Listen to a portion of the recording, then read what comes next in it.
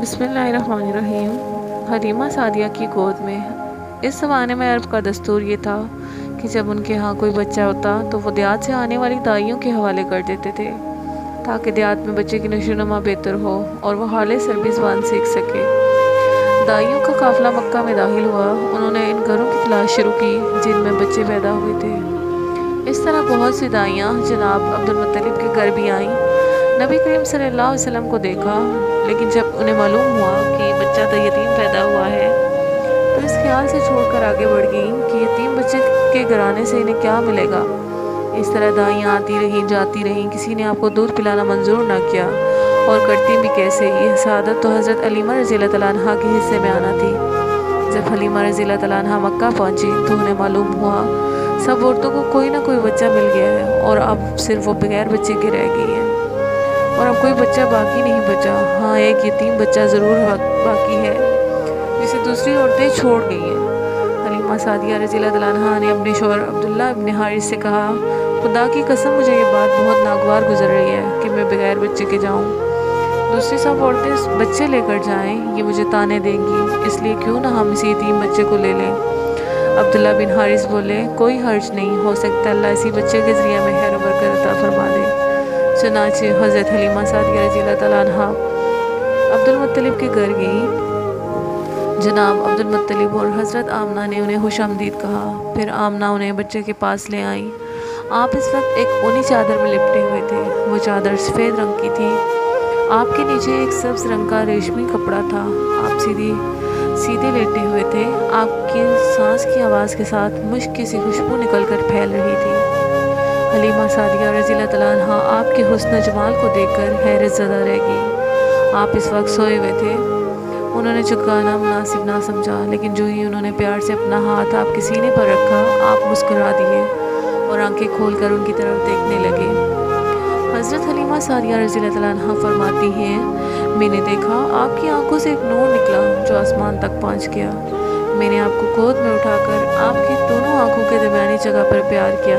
پھر میں نے آپ کی والدہ اور عبدالمطلب سے اجازت چاہی، بچے کے لیے قافلے میں آئی۔ میں نے آپ کو دودھ پلانے کے لیے گود میں لٹایا تو آپ دائیں طرف سے دودھ پینے لگے۔ پہلے میں نے بائیں طرف سے دودھ پلانا چاہا، لیکن آپ نے اس طرف سے دودھ نہ پیا۔ دائیں طرف سے آپ فوراً دودھ پینے لگے۔ بعد میں بھی آپ کی یہی عادت رہی، آپ صرف دائیں طرف سے دودھ پیتے رہے، بائیں طرف سے میرا بچہ دودھ پیتا رہا۔ پھر قافلہ روانہ ہوا۔ حلیمہ سعدیہ رضی اللہ تعالیٰ عنہ فرماتی ہیں، میں اپنے خچر پر سوار ہوئی، آپ کو ساتھ لے لیا۔ اب جو ہمارا خچر چلا تو اس قدر تیز چلا کہ اس نے پورے قافلے کی سواریوں کو پیچھے چھوڑ دیا۔ پہلے وہ مریل ہونے کی بنا پر سب سے پیچھے رہتا تھا۔ میری خواتین ساتھی حیرانگی سے مخاطب ہوئی، ہے حلیمہ، یہ آج کیا ہو رہا ہے؟ تمہارا خچر اس قدر تیز کیسے چل رہا ہے؟ کیا یہ وہی خچر ہے جس پر تم آئی تھی اور جس کے لیے ایک ایک قدم اٹھانا مشکل تھا؟ جواب میں نے ان سے کہا، بے شک یہ وہی خچر ہے، اللہ کی قسم اس کا معاملہ عجیب ہے۔ پھر یہ لوگ بنو سعد کی بستی میں پہنچ گئے۔ ان دنوں یہ علاقہ خشک اور قحط زدہ تھا۔ حلیمہ سعدیہ رضی اللہ عنہ فرماتی ہیں، اس شام جب ہماری بکریاں چر کر واپس آئیں تو ان کے تھن دودھ سے بھرے تھے، جبکہ اس سے پہلے ایسے نہیں تھا۔ ان میں سے دودھ بہت کم اور بہت مشکل سے نکلتا تھا۔ ہم نے اس دن اپنی بکریوں کا دودھ دوہا تو ہمارے سارے برتن بھر گئے، اور ہم نے جان لیا کہ یہ ساری برکت اس بچے کی وجہ سے ہے۔ آس پاس کی عورتوں میں بھی یہ بات پھیل گئی۔ ان کی بکریوں بدستور بہت کم دودھ دے رہی تھی، مگر ہمارے گھر میں ہر طرف ہر چیز میں برکت نظر آنے لگی۔ دوسرے لوگ تہجد میں رہے۔ اس طرح 2 ماہ گزر گئے۔ 2 ماہ میں ہی آپ چلنے پھرنے لگے۔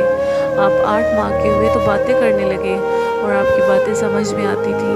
9 ماہ کی عمر میں تو آپ بہت صاف گفتگو کرنے لگے۔ اس دوران آپ کی بہت سی برکات دیکھنے میں آئیں۔ حلیمہ سعدیہ فرماتی ہیں، جب میں آپ کو اپنے گھر لے آئی تو بنو سعد کا کوئی گھرانہ ایسا نہ تھا جس سے مشک کی خوشبو نہ آتی ہو۔ اس طرح سب لوگ آپ سے محبت کرنے لگے۔ جب ہم نے آپ کا دودھ چھڑایا تو آپ کی زبان مبارک سے یہ الفاظ نکلے، اللہ اکبر کبیرہ والحمدللہ کثیرہ وسبحان اللہ بکرۃ واصیلا، یعنی اللہ تعالیٰ بہت بڑا ہے، اللہ تعالیٰ کے لیے بے حد تعریف ہے اور اس کے لیے صبح و شام پاکی ہے۔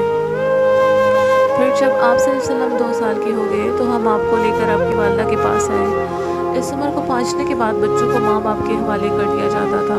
इधर हम आपकी बरकत देख चुके थे और हमारी आरज़ू थी कि अभी आप कुछ और मुद्दत हमारे पास रहे।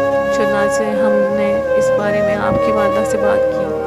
उनसे यूँ कहा, आप हमें इजाज़त दीजिए कि हम बच्चे को 1 साल और अपने पास रखें। मैं डरती हूँ कि इन पर मक्का की बीमारी और आबो हवा का असर ना हो जाए। जब हमने इनसे बार बार कहा तो हज़रत आमना मान गए और हम आपको फिर अपने घर ले आए। जब आप कुछ बड़े हो गए तो बाहर निकल कर बच्चों को देखते थे, वो आपको खेलते नजर आते, आप उनके नज़दीक ना जाते। एक रोज़ आपने मुझसे पूछा, अम्मी जान क्या बात है, दिन में मेरे भाई बहन नज़र नहीं आते। आप अपने 2 शरीक भाई अब्दुल्ला और बहनों अनीसा और शीमा के बारे में पूछ रहे थे। वो सुबह सवेरे बकरियाँ चराने जाते हैं, शाम के बाद घर आते हैं। ये जानकर आपने फरमाया, तब मुझे भी इनके साथ भेज दिया करें। इसके बाद हम अपने भाई बहनों के साथ जाने लगे। आप खुश खुश जाते और वापस आते। ऐसे में एक दिन मेरे बच्चे खौफजदा अंदाज में दौड़ते हुए आए और घबरा कर बोले, अम्मी जान जल्दी चलिए वरना भाई मोहम्मद सल्लल्लाहु अलैहि वसल्लम ख़त्म हो जाएंगे। ये सुनकर हमारे तो होश उड़ गए। दौड़कर वहाँ पहुँचे, हमने आपको देखा। आप खड़े हुए थे, रंग उड़ा हुआ था, चेहरे पर सर्दी छाई हुई थी और ये इसलिए नहीं था कि आपको सीना चाक किए जाने से कोई तकलीफ़ हुई थी, बल्कि इन फरिश्तों को देखकर आपकी हालत हुई थी। हलीमा सादिया रज़ियल्लाहु तआला अन्हा फरमाती हैं, हमने आपसे पूछा क्या हुआ था। आपने बताया, मेरे पास 2 आदमी आए थे, वो सफ़ेद कपड़े पहने हुए थे। वो दोनों हज़रत जिब्राइल और हज़रत मिकाईल अलैहिस्सलाम थे। इन दोनों में से एक ने कहा, क्या ये वही है? दूसरे ने जवाब दिया, हाँ ये वही है। फिर वो दोनों मेरे करीब आए, मुझे पकड़ा और लटा दिया। इसके बाद उन्होंने मेरा पेट चाक किया और इसमें से कोई चीज़ तलाश करने लगे। आखिर इन्हें वो चीज़ मिल गई और उन्होंने उसे बाहर निकाल कर फेंक दिया। मैं नहीं जानता वो क्या चीज़ थी। इस चीज़ के बारे में दूसरी रवायात में ये वजाहत मिलती है कि वो स्याह रंग का एक दाना सा था। ये इंसान के जिस्म में शैतान का घर होता है और शैतान इंसान के बदन में यहीं से असरार डालता है।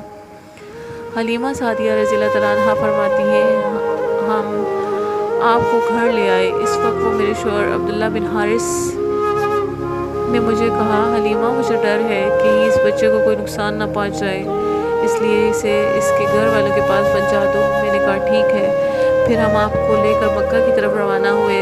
जब मैं मक्का के बलाई इलाके में पहुंची तो आप अचानक गायब हो गए। मैं हवा से बाख्ता हो गई।